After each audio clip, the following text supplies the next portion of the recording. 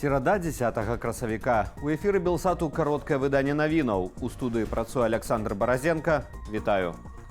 Лукашэнку выклікалі на дыван і зноў у Маскву. Як паведамляе ягоная прэсавая служба, 11 красавіка Лукашенко правядзе перамовы з Владзімірам Пуціным у фармаце 1 на 1. А наступным днём у іх будзе супольнае мерапрыемства з нагоды Дня касманаўтыкі. Варта зазначыць, што гэты візіт Лукашэнкі ў Крэмль раней не анансаваўся.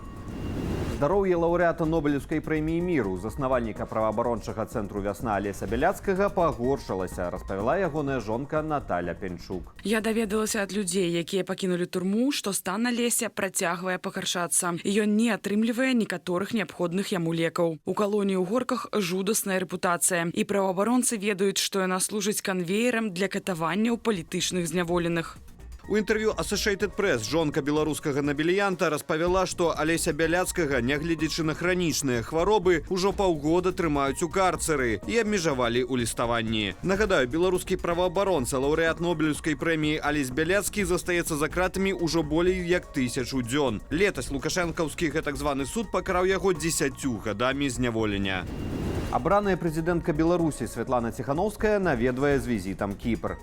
У праграме дэмакратычныя лідаркі сустрэча з прэзідэнтам краіны Нікасам Хрыстадулідысам, кіраўніком парламенту Кіпру і прадстаўнікамі беларускай дыяспары.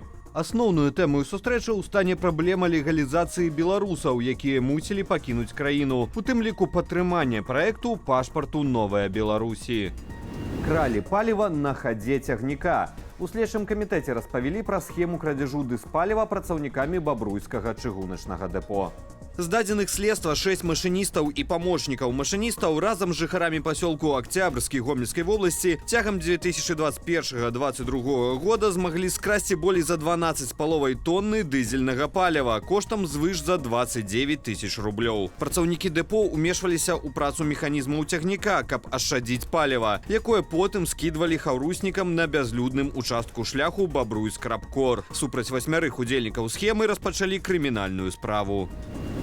Расійскія гарады сыходзяць пад ваду. Сітуацыя ў Арэнбургскай вобласці робіцца крытычнаю. Толькі за мінулую ноч у Арэнбургу былі патопленыя больш за 300 дамоў. Мясцовых жыхароў эвакуююць. Паведамленняў мясцовых уладаў, узровень ракі Урал падняўся за ноч на 81 сантыметр і перавысіў крытычную адзнаку 970 сантыметраў. Гідролагі прагназуюць павышэнне ўзроўню вады яшчэ да 70 сантыметраў у найбліжэйшыя сотні, паведамілі ў мэрыі. Акрамя Арэнбургскай ад паводак пацярпелі Курганская, Цюменская, Чалябінскія вобласці, а таксама Алтайскі край. Усяго ў Расіі пацярпела 39 рэгіёнаў. Патоплена больш за 13 000 жылых дамоў. Суд Еўрапейскага звязу скасаваў персанальныя санкцыі супраць расійскіх алігархаў Пятра Авена і Михаіла Фрыдмана, асноўных акцыянераў расійскага фінансава-інвестыцыйнага кансорцыуму «Альфа-Груп». Суд пастанавіў, што заявы пра сувязь бізнэсоўцаў з расійскімі ўладамі і непасрэдна Владзімірам Пуціным, а таксама пра атрыманне выгады ад расійскай агрэсіі супраць Украіны недастаткова абгрунтаваныя. Пасля пачатку вайны Авен і Фрыдман пакінулі Расію, але ўсё роўна трапілі ў санкцыйныя спісы Еўразвязу Вялікай Брытаніі і ЗША. Летась абодва пастанавілі прадаць свае долі ў Альфа-банку. Расійскія войскі захапілі паселішча Первамайскае пад Данецкам. Украінскі праект Deep State адзначае, што расейцы змаглі праламаць абарону 59-га украінскага стралковага батальёну і цалкам акупавалі паселішча, баі за якое пачаліся фактычна яшчэ ў жніўні 2022 года.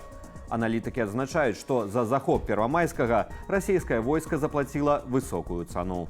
Тым часам Украіна распрацавала план новага контрнаступу. Пра гэта Владзімір Зеленскі сказаў у інтэрв'ю нямецкай газеце «Більд». Прэзідэнт Украіны адзначыў, што хоць Расія і валодае вялікай колькасцю людзей і зброі, галоўным для Кіева застаюцца пастаўкі заходняга ўзбраення для працягу барацьбы. Таксама Зеленскі зноў заявіў, што не верыць у мірныя перамовы з Пуціным, бо прэзідэнт Расіі выкарыстоўвае замарозку вайны толькі для рыхтавання новага нападу. Незвычайнае папаўненне атрымала пажарная служба амерыканскага Дулуту. Да ратавальнікаў далучыўся чатырохлапы памочнік, двухгадовы жоўты лабрадор на мянушку Джек.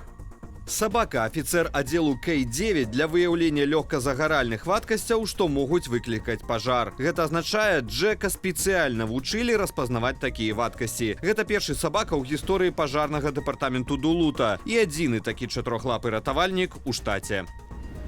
Поўнаметражная версія белсатаўскага серыялу «Працэсы» стане удзельнікам конкурснай праграмы фестывалю «Go East» у нямецкім Вісбадене. Поўнафарматная версія серыялу «Антыутопіі» аўтарства Андрэя Кашперскага і Міхася Зуя доўжыцца 100 хвілінаў. На фестывалі, прысвечаным кіно цэнтральнай і ўсходняй Еўропы, «Працэсы» будуць спаборнічаць з 15 іншымі стужкамі з Грузіі, Украіны, Казахстану, Арменіі, Вугоршчыны ды іншых краінаў. Конкурсныя паказы пройдуць з 24 да 30 красавіка. І гэта ўсе навіны ў кароткім выданні. Больш падрабязная інфармацыйная карціна дня, як заўсёды, у вечаром эфіры аб'ектыву і студыі Белсат. Калі вы глядзіце нас на Ютубе, заклікаю ставіць лайкі, каментаваць і дзяліцца нашым выданнем, каб яго пабачыла як мага болей гледачоў. Але не забывайцеся на ўласную бяспеку. Беражыце сябе і заставайцеся з Белсатам.